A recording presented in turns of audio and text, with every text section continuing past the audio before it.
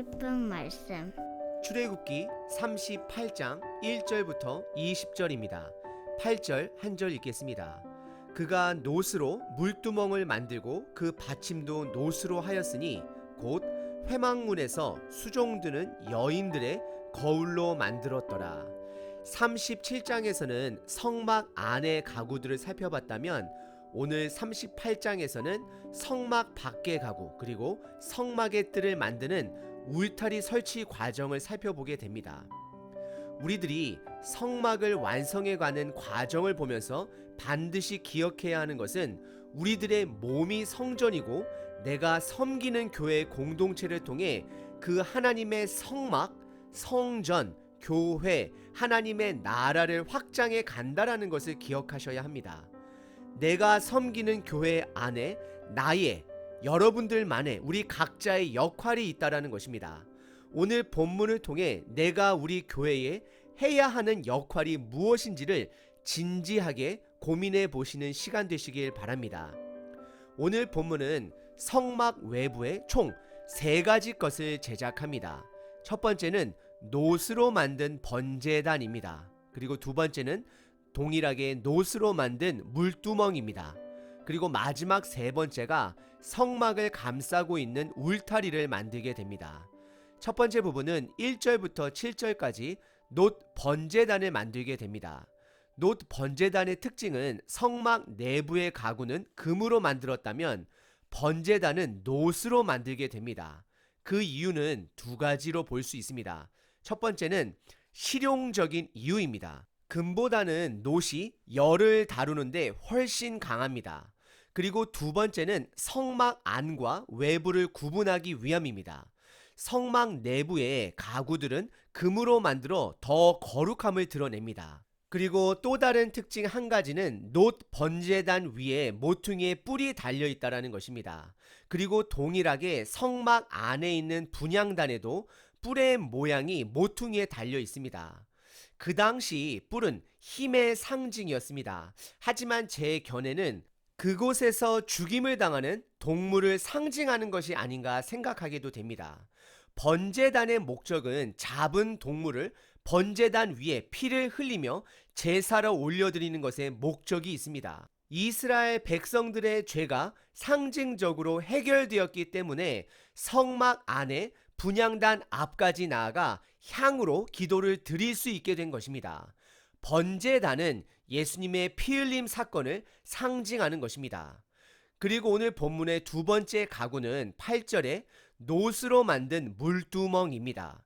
물두멍의 목적은 번제단을 통해 죄가 해결되었으면 성막 안에 들어가기 전에 제사장이 손과 발을 상징적으로 씻으며 거룩을 상징하는 가구였습니다. 예수님께서도 제자들의 발을 씻기면서 그들은 이미 온몸이 깨끗하였으니 발만 씻을 필요가 있다라고 말씀을 하시며 예수님을 믿고 난 이후에 계속해서 꾸준히 구별된 삶, 거룩한 삶을 살아야 함을 강조하셨습니다.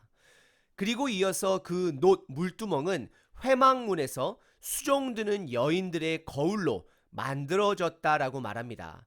우리는 이것을 통해 2가지를 생각해 볼 수 있습니다. 첫 번째는 회막문, 즉 울타리 문에서 성전을 위해 섬기는 여인들이 있었다라는 것입니다. 아마도 출입을 돕거나 찬양을 드렸거나 희생 제물을 가지고 오는 사람들을 도왔을 것입니다. 이것은 현대 교회의 여성들의 반드시 필요한 영향력의 위치를 다시 한번 기억하게 합니다. 그리고 두 번째 생각해 볼 점은 왜 성경이 여인들이 드린 거울을 강조하였을까입니다. 이 여인들이 가지고 있는 구리 거울은 애굽에서 나올 때에 애굽 귀족 여인들로 받은 청동 거울입니다. 여자들에게 있어서 외적 아름다움은 본능으로 가꿔지게 됩니다. 그리고 그 본능의 실천 도구 중 그 당시에 가장 중요한 것을 꼽으라고 한다면 바로 거울입니다. 그리고 실질적으로 지금 시대에서도 거울이 가장 중요한 도구가 아닌가 생각되게 됩니다. 내 모습을 볼 수 없으면 아무리 좋은 색조 화장품이 있다 할지라도 활용할 수가 없습니다. 하지만 이 여인들은 그 외적 본능의 도구를 하나님을 위해 헌신하게 된 것입니다. 포기한 것입니다. 우리는 여기서 구원과 헌신을 구분해서 생각해 볼 필요가 있습니다. 우리들은 모두 예수님의 피로 충분히 용서함을 받고 구원받을 수 있습니다. 하지만 문제는 우리가 변화를 받기 위해 하나님 앞에 온전한 항복, 온전한 내려놓음, 섬김을 하고 있는지를 고민해 보셔야 합니다. 다시 한번 말씀드리겠습니다. 우리들이 예수님의 피로 충분히 구원받을 수 있습니다. 용서받을 수 있습니다. 하지만 문제는 우리가 변화하고 있는지를 돌아보셔야 합니다.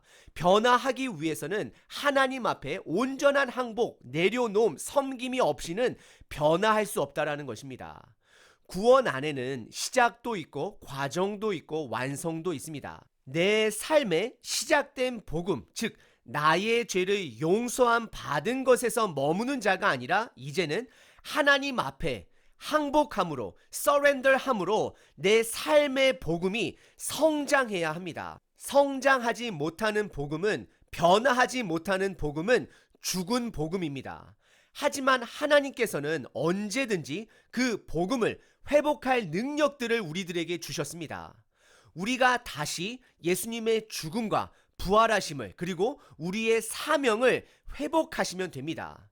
지금 이 순간서부터라도 용서함에 머무는 자가 아닌 이제는 내 삶을 하나님께 항복하는 삶, 하나님 뜻대로 사는 삶, 헌신함을 삶을 드려야 할 때인 것입니다. 아직 늦지 않으셨습니다. 오늘 본문의 두 번째 부분은 물두멍을 만들기 위해 헌신한 여인들에 대해 살펴봤습니다. 그리고 오늘 본문의 세 번째 부분은 9절서부터 20절까지 성막 울타리를 만들게 됩니다. 성막은 울타리 천으로 둘러싸여 있습니다. 그리고 성막 울타리나 성막이나 들어가는 문은 단 하나입니다. 이것은 하나님께 나아가기 위해서는 오직 예수님만을 통해서 갈 수 있음을 상징하고 있는 것입니다. 그리고 성막이나 성막 울타리의 입구는 청색, 자색, 홍색, 흰색 실로 수놓아 아름답게 디자인을 합니다. 그리고 하나님께서는 이 성막 뜰의 입구를 모든 사람들에게 오픈하셨습니다. 그래서 우리가 이 성막 뜰의 입구를 회막문이라 부르게 되는 것입니다. 회막이라는 것은 만남의 장소가 되는 것입니다. 하나님을 만나는 장소가 되는 것입니다. 비록 출애굽기 시대 때는 제사장을 통해, 그리고 희생 제물을 통해 하나님께 간접적으로 나아갈 수 있지만 저와 여러분들은 예수님의 죽음, 은혜를 통해 직접 나아갈 수 있게 되는 것입니다. 그리고 이 성막들 안에 있는 모든 것들은 하나님의 구원 계획이 담겨져 있는 것입니다. 우리들의 죄를 해결하는 놋제단, 그리고 계속해서 구별된 삶을 살도록 가르쳐주는 물두멍, 그리고 성막 안에 예수님의 생명의 빛을 강조하는 등잔대, 예수님의 생명의 떡을 강조하는 진설병 상, 그리고 우리의 기도와 헌신을 상징하여 올려드릴 수 있는 분향단, 그리고 하나님의 약속의 상징인 언약궤가 있습니다. 이 모든 것이 우리가 예수님을 믿음으로 우리 안에, 그리고 우리 공동체 안에 있다라는 것입니다. 오늘 본문은 번제단과 물두멍과 성막들에 대해 살펴봤습니다. 성막은 두 가지를 강조하고 있습니다. 첫 번째는 하나님의 구원 계획입니다. 예수님을 통한 우리의 구원 계획을 드러내십니다. 그리고 또 다른 한 가지는 우리들의 변화입니다. 다른 말로 말하면 성장입니다. 우리들의 죄를 해결하기 위해서는 예수님의 피로 충분합니다.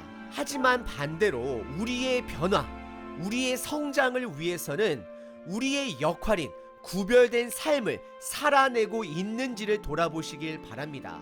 오늘 하루 우리들의 죄를 용서하시기에 충분한 예수님의 피의 값을 기억하시고 거룩한 삶을 살아내시는 저와 여러분 되시길 바랍니다.